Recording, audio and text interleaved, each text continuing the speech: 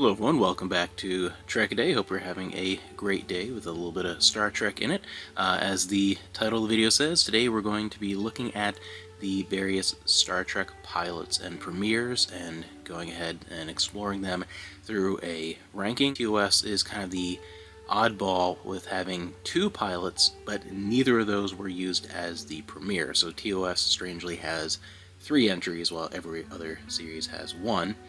To kind of fit the premise, and these are my personal favorites based on my experiences with them. I'd love to hear what some of your favorites are in the comments below. Starting off with number 13, we have Discovery's The Vulcan Hello.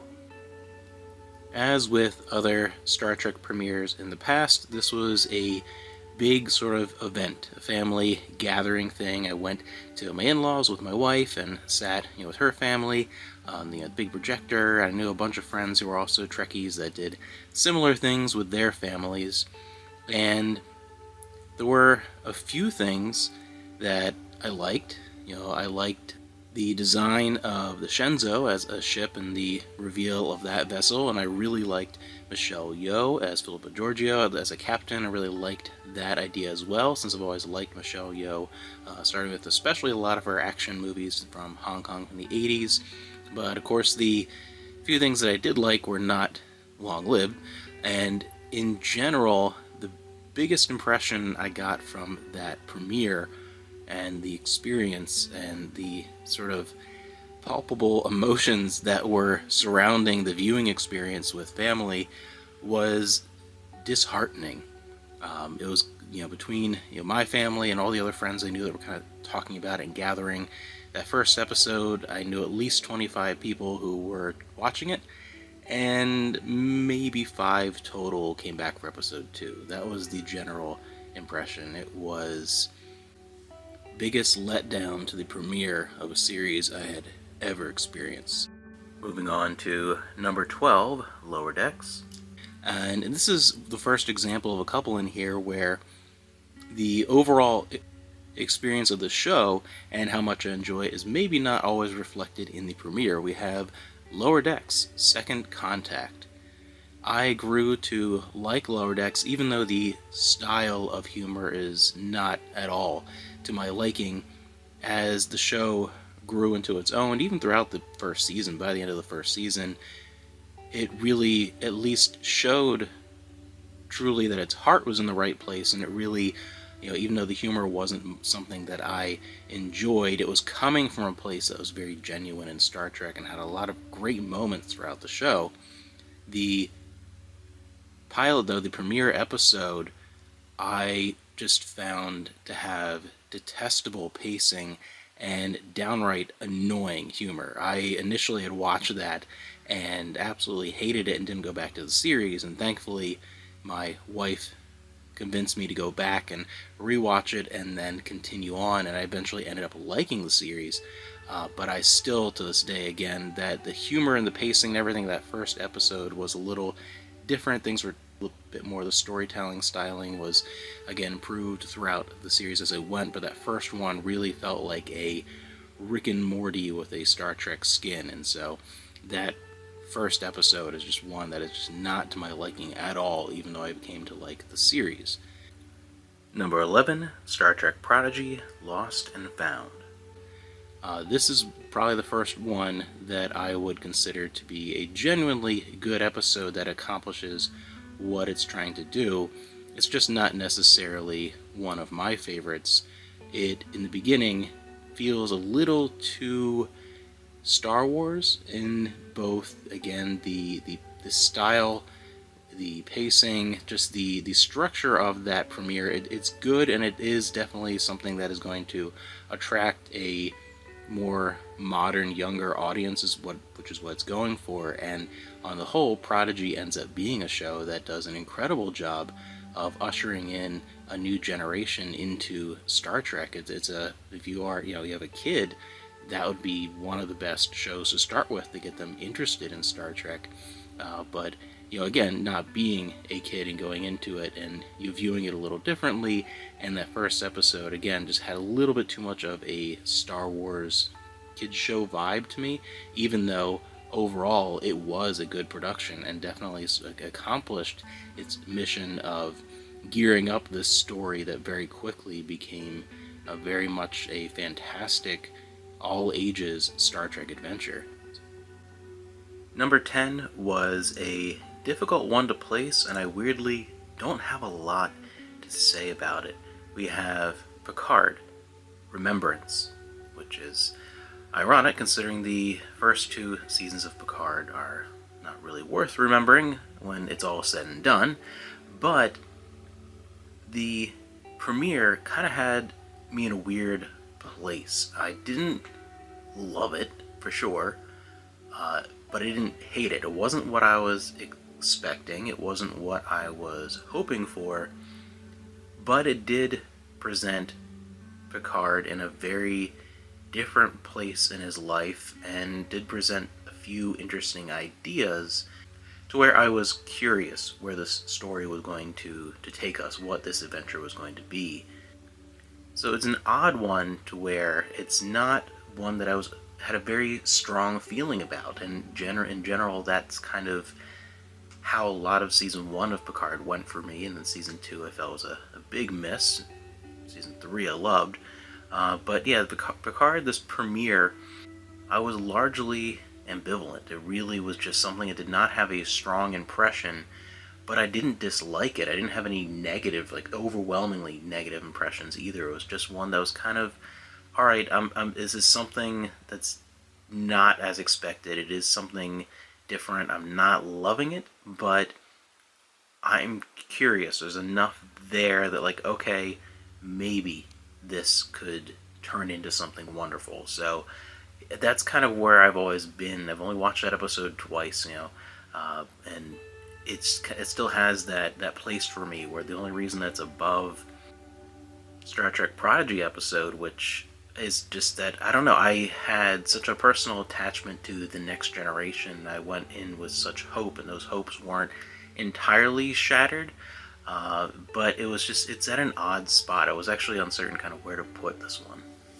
Moving on to number 9, we have the animated series, Beyond the Farthest Star.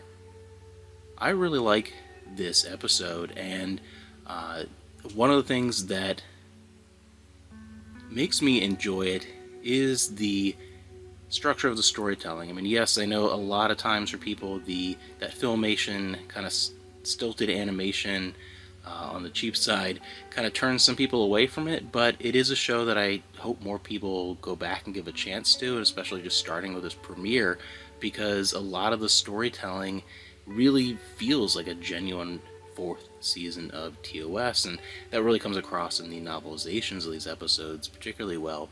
But this first, premiere episode of the animated series, I think accomplishes the mission of trying to show that this really is just a continuation of TOS in an animated form, and is right off the bat a good example of relying on the strengths of that format, doing something that visually would have been far too expensive or just not feasible to do in the live action show, exploring things that are very alien and mysterious and different in a fashion that animation allows you to portray. I think that was one of the strengths of the animated series, and I'm glad that the first episode here showed that. And I love when Star Trek, especially TOS, when it gets into a lot of the more ancient, forgotten cultures that were technologically advanced, that were possibly empires long before our time. And it's just fascinating. I think it does a great job of selling the show in general and the premise, and again leaning into the strengths of using animation and digging into utilizing that to explore things that could not have been done in the live action. At number 8, we have TNG's Encounter at Farpoint. Star Trek The Next Generation is near and dear to my heart. It is my second favorite television show of all time. And I always have this powerful nostalgia for Encounter at Farpoint. But while TNG is, I think, one of the greatest series in television history, its premiere is fairly awkward and plodding. I rewatch it fondly with nostalgia and really appreciate it as the beginning of my second favorite TV series of all time. But I can't deny in rewatching it over the years, it's a promising but somewhat muddled start. It's season one in general has some fantastic moments, and I think as a season it is overall fairly underrated. But it does have a lot of low points, and even when it pulls out a lot of really good, genuine next generation Star Trek stuff, it still kind of stumbles along at some points. And this premiere Encounter Farpoint, it has its heart in the right place with this sense of exploration and fascination with the majesty of space and life forms beyond our frame of reference, firmly in place, and this examination of the nature of humanity, especially with the Q element. But it's not yet TNG at its best. It's still, at this beginning point, a show kind of figuring itself out, and you can really see that it's very apparent with Encounter at Farpoint. As much as I enjoy it, that's what keeps it from being one of the absolute favorites of mine. Number 7, Star Trek Strange New Worlds. Strange New Worlds. While the show on the whole doesn't hold a candle to something like TNG, I do think it has a superior premiere episode. I actually was pleasantly surprised when it showed up, and it felt like real, true, classic Trek. And the premiere was one of the best episodes of the first season. It did what it needed to do. It had this... Every premiere has the goal of not just being a quality standalone episode. It has so much more weight upon its shoulders, where it needs to very clearly, but also in an entertaining fashion, explain to the audience exactly what this show is going to be. Not just its premise, but its characters, and all of that in a broader scope to kind of sell you to come back to the show, but it also has to work within the confines of an episode. So it has to work in two levels that just a standalone episode doesn't have to do. And that's why I really like this premiere, because that it accomplishes that so completely. It really sold that this is something that is going to try its best to be a sort of modernized classic Star Trek. This era, every Star Trek show, love them or hate them, is trying to do something different than all the other Star Trek shows. And Discovery is trying to do one thing, Prodigy is doing another thing, Lower Decks is doing another thing. So it's all trying to do a different variation, different goal in mind. And Strange New Worlds was really selling the premise of, out of all these shows, we're going to be the one that's more kind of standard what you think of Star Trek. And this premiere, I think, really sold that. It's whether Strange New Worlds has always lived up to that over its, just 2 seasons so far. Episode to episode, sometimes yes, sometimes not, but just within the confines of the premiere, I think Strange New Worlds really does a fantastic job of being a fun adventure that examines its premise and really shows what the show is trying to do, and sells it very well.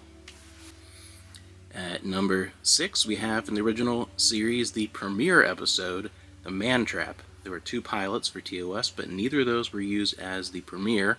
The Man Trap was used, and it has always been an episode that I've enjoyed, and I feel like it does a good job of showing the audience that it can have sort of this familiar Monster of the Week type premise, but it's something that's going to elevate that. So it kind of guides the audience in on one level to this comfortable, familiar place, but then shows how, hey, this is a show that's going to take that thing that is familiar and give it some more layers, explore it a little more deeply without losing that fun factor.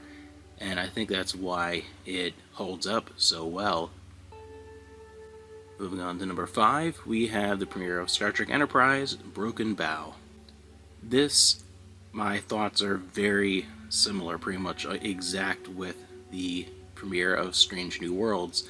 this had, being a prequel and a very similar situation of really trying to, again, sell its premise, establish everything.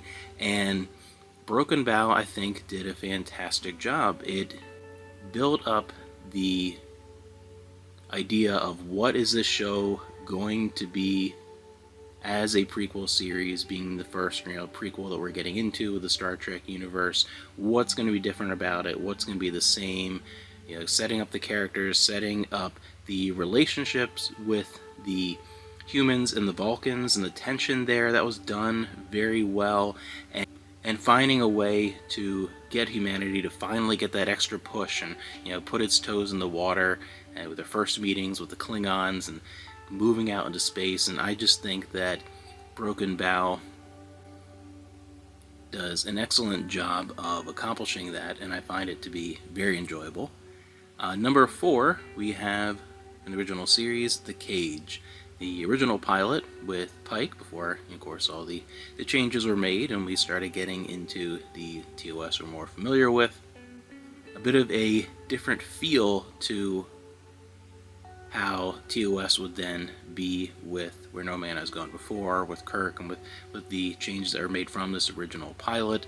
It's a little less vibrant, both in the color scheme and also with the energy that it has. And that's not to say in a negative sense. There's a little bit more of a traditional science fiction, kind of pulp fiction, almost Twilight Zone-y tone to the storytelling. It's a little different and feels, in some cases, almost a little more cerebral in its presentation of the story compared to the more established pacing of TOS afterwards. And I've always really enjoyed this, and I've always kind of wondered how Star Trek would be if it had continued with this very, very slightly different presentation of the idea. And I want to kind of round that into my discussion of my third favorite of all time for these premieres / pilots, the original series Where No Man Has Gone Before. And I kind of want to talk about these in tandem a little bit, because for a long time I would have switched them. I really, growing up and watching the reruns and the VHS tapes and things of TOS, I would have put The Cage over Where No Man Has Gone Before, just for the reasons that I was talking about. I just found that to be a little more intellectually engaging, and Where No Man Has Gone Before to be a little more entertaining, despite also having those strong science fiction storytelling elements. But for some reason, I don't know why, over the years I've found myself coming back to Where No Man Has Gone Before, and I think appreciating more of the scientific mystery element of it, with reaching the galactic barrier and the effects on Gary Mitchell, and just, I feel like those elements I didn't appreciate as much for some reason. I think just in the direct comparison to The Cage, I found The Cage to be more thought-provoking overall, and Where No Man Has Gone Before to be more entertaining. And for some reason I've kind of flipped over the years. I don't know why. Maybe it's overexposure to The Cage, between having seen that so many times and then seeing The Menagerie, of course, a million times as well, that maybe it's just become so overly familiar that I find more enjoyment. So those two, I can kind of flip-flop again over the years, but they're definitely my third and fourth favorites overall. I just really enjoy both of those. But my top two have pretty much always been set in stone for me. None of the others have really come close, and a lot of that has to do, especially with my second favorite, with the initial experience. That's a lot of what it is with these premieres, is what was the experience like when you first started watching them as it came about, and that is Star Trek Voyager's Caretaker, the premiere of Star Trek Voyager. I've mentioned many times on this channel how the launch of UPN and Star Trek Voyager was one of the biggest, if it might be the single biggest kind of television event I've ever experienced, as far as, so many people gathering and watching, and the anticipation, and oh my gosh, the excitement. And it does, to me, the same thing that some of the other pilots have done in terms of establishing its premise and telling a good story and getting you excited for what the show is going to be. And I think that this had to accomplish so many things, and getting them all to work well together in the editing, so nothing felt choppy, nothing felt simply expository, or nothing was just explained away. It felt like a genuine, exciting, well-woven story, adding in the Maquis element and the Ocampa, along with the Caretaker and being lost in another quadrant. And there's so many things that if you took any one of those premises, you could pull them out and really do like a whole episode on their own. And piecing them all together, I was so excited to see where this adventure would take me. I thought Janeway, just from the very beginning, I was like, this captain's great. I really like, how this is turning out, and the tension between the Starfleet crew and then the Maquis crew, and a lot of elements that were, in some cases, later kind of downplayed or abandoned by Voyager over the years, were set up brilliantly in Caretaker. And it's just, to me, it's one of my most watched early episodes of Voyager, just because, reliving that experience, and it gets me excited still watching it for re-experiencing the adventure to come, because I think it sets up everything so wonderfully. And that leads me to my number one favorite Star Trek premiere, Emissary, Deep Space Nine. This might be my favorite premiere episode of any television show. I just think it is 10 out of 10 perfect. Always have, always will. I think it has the most difficult task of any of the Star Trek premieres, given when it came out. It had to, again, accomplish what I've said throughout this whole video, a certain list of kind of mission statements to really sell the show, but it had these extra layers of difficulty added to where it's the first time that Star Trek was really going to be something very different. Even Voyager adding a lot of those elements that were fun and interesting and original to it, it still was, even though it wasn't the Enterprise, it was Voyager, it still had that, that ship going on weekly adventures. And the premise of Deep Space Nine is really the moment when Star Trek became, a franchise. It wasn't just, TOS with the movies, and now we have a new Enterprise in its series, and here's where the universe is expanding, and we're seeing a different side of it, and a very different environment for the storytelling, and the storytelling is going to be a little different, and it had to do all those. And I think that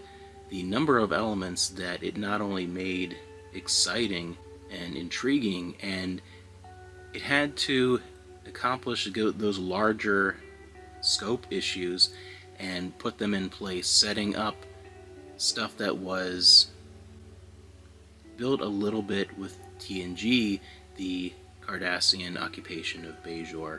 It had to kind of show what is the current political environment, what is this this space station, and how is this going to be a different show than TNG. It had to put all those into play, as well as having something that was exciting and a fun adventure. And then you add in the wormhole, and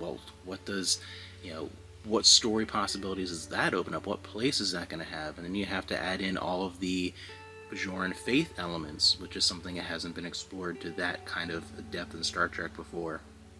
And how does that actually play into the political element? They're interwoven, they're inseparable when it comes to Bajor, the political and the faith-based elements of that society, and the power structure within this area of space, and the power play with the Cardassians, and what is the situation like really is there a strong Federation presence?